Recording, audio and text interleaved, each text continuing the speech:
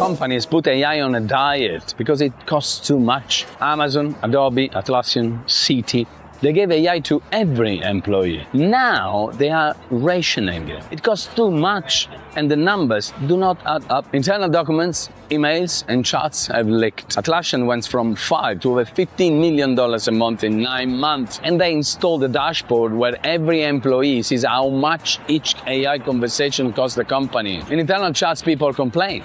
They had reorganized their work around these tools and now they burn through their tokens in 2 or 3 days. Citi shut off the most powerful Claude and ChatGPT models for a week with an internal email explaining which model to use for each task, just to save token. The cheap one for quick questions, the mid one for code. In publicly, they deny everything, but the email says otherwise. And Adobe lets its unlimited cloud access expire at the end of June.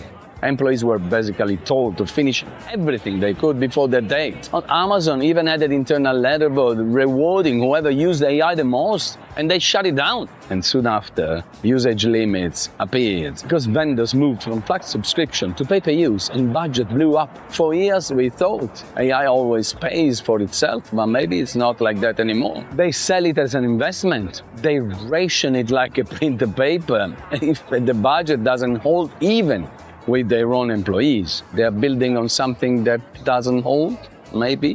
What do you think?